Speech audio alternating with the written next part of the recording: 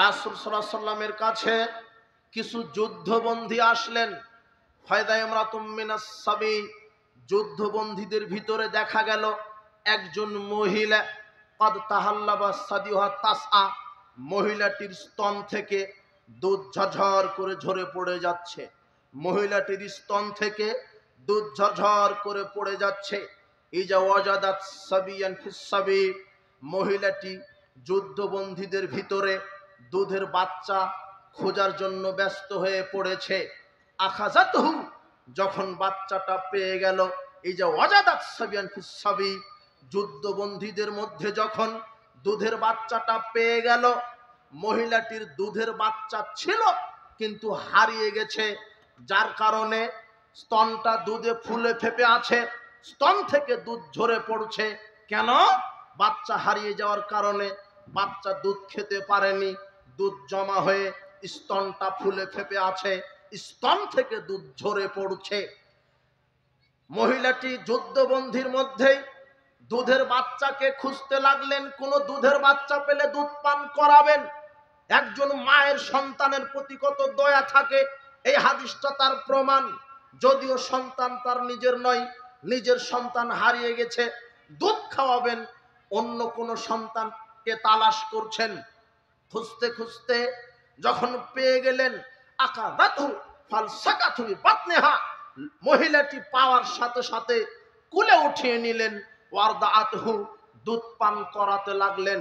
এই দৃশ্যটা রাসূল সাল্লাল্লাহু আলাইহি ওয়াসাল্লাম দেখলেন, এই দৃশ্যটা সাহাবীগণ দেখলেন, এই দৃশ্যটা রাসূল সাল্লাল্লাহু আলাইহি ওয়াসাল্লাম দেখলেন, এই দৃশ্যটা সাহাবীগণ দেখলেন। রাসূল সাল্লাল্লাহু আলাইহি ওয়াসাল্লাম সাহাবীদেরকে বলছেন, সাহাবীগণ, আতারাউনা হাযিহি তারিহাতান ওয়ালাদাহা ফিন্নার, তোমরা কি বলতে পারবে এই মহিলাটি এখন এই বাচ্চাকে আগুনে ফেলে দিবে, আগুনে ফেলে দিতে পারে? তোমরা কি এটা বিশ্বাস করো এই মহিলাটি এই বাচ্চাকে আগুনে ফেলে দিবে? এটা কি তোমরা বিশ্বাস করো? কুলনা লা, মহিলার সাহাবীরা বলছেন, না আল্লাহ রাসূল, এই মহিলাটি এই বাচ্চাকে আগুনে ফেলে দিতে পারে না। রাসূল সাল্লাল্লাহু আলাইহি ওয়াসাল্লাম বললেন, শোনো সাহাবীগণ, লাল্লাহু আরহামু বিইবাদিহি মিন হাযিহি বিওয়ালাদিহা। সাহাবীগণ শোনো, এই দুধের বাচ্চার উপরে এই মহিলার যত বেশি দয়া, সারা পৃথিবীতে যত বান্দা বান্দি আছে তার উপরে আল্লাহর এর চাইতে হাজারো লক্ষ কোটি গুণ বেশি দয়া। আল্লাহ সুবহানাহু ওয়া তাআলা মানুষকে অতি সহজে জাহান্নামে নিক্ষেপ করবেন না, আল্লাহর অনেক দয়া।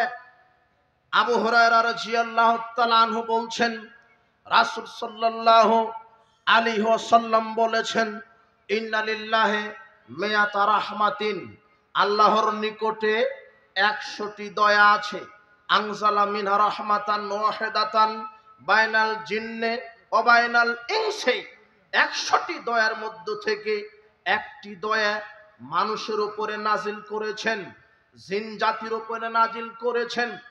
ওয়াল বাহাইমি ওয়াল হাওয়াম্মি, পশু প্রাণী কীট পতঙ্গ এদের উপরে নাজিল করেছেন। ফাবিহায়া তাতাফুনা, এই একটি দয়ার ভাগ পেয়ে মানুষ অথবা বাচ্চা অথবা অন্য কোনো প্রাণী তার ছেলে সন্তানের প্রতি মায়া করে। অবিহায়া তারা হামনা, এই একটি দয়ার ভাগ পেয়ে মানুষ তার বাচ্চার প্রতি, অন্য কোনো প্রাণী তার বাচ্চার প্রতি দয়া করে।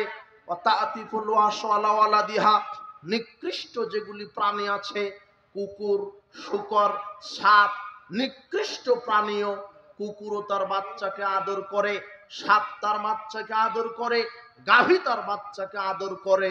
কয়টা দয়ার ভাগ পেয়ে? একটা। ওয়াখারাল্লাহু তিসআন ওয়া তিসঈনা রাহমাতান, আর আল্লাহর নিকটে অবশিষ্ট রয়েছে 99টি দয়া, 99টি রহমত। ইয়ারহামু বিহা ইবাদাহু ইয়াউমাল কিয়ামা, আল্লাহ 99টি দয়া দিয়ে বিচারের মাঠে মানুষের বিচার করবেন। 99টি দয়া দিয়ে বিচারের মাঠে আল্লাহ মানুষের বিচার করবেন। আল্লাহ কত বড় দয়াবান! একটি মাত্র দয়ার ভাগ পেয়ে সন্তানের কিছু হলে পিতামাতা নিজেকে ধরে রাখতে পারে না। একটি দয়ার ভাগ পেয়ে স্ত্রীর কিছু হলে স্বামী নিজেকে ধরে রাখতে পারে না। একটি দয়ার ভাগ পেয়ে সন্তানের কিছু হলে পিতামাতা নিজেকে ধরে রাখতে পারে না। একটি দয়ার ভাগ পেয়ে পিতামাতার যদি কিছু হয়ে যায় সন্তান নিজেকে ধরে রাখতে পারে না। একটি দয়ার ভাগ পেয়ে মুরগি তার বাচ্চাকে আদর করে। একটি দয়ার ভাগ পেয়ে কুকুর তার বাচ্চাকে আদর করে। এই যদি হয় একটা দয়ার প্রতিক্রিয়া, যে আল্লাহর কাছে 99টি দয়া আছে, তার কাছে কত না বেশি দয়া আছে। তিনি কত না দয়াবান হয়ে মানুষের বিচার করবেন বিচারের মাঠে। তিনি অতি সহজে মানুষকে জাহান্নামে দিবেন না, যেহেতু আল্লাহর রাগের চাইতে আল্লাহর দয়া বেশি। এই হাদিসটা খেয়াল রাখবেন, এই হাদিসটা স্মরণে রাখবেন। আল্লাহর কাছে কতটি দয়া আছে? 99টি। এটা শেষের দিকে কাজে দিবে একটু বেশি। এতক্ষণ দুই একটা আয়াত হাদিস ইবারত করে আপনাকে বুঝালাম আল্লাহর দয়ার বিশালতা অনেক। তিনি অতীব দয়াবান, তিনি মানুষের প্রতি দয়া করেন।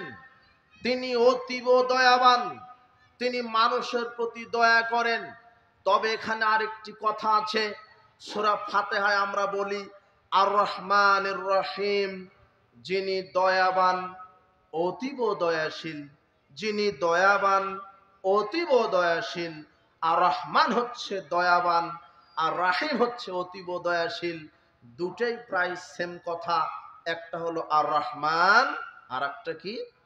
আর রাহিম। রহমান দয়াবান, রহমান কাদের জন্য?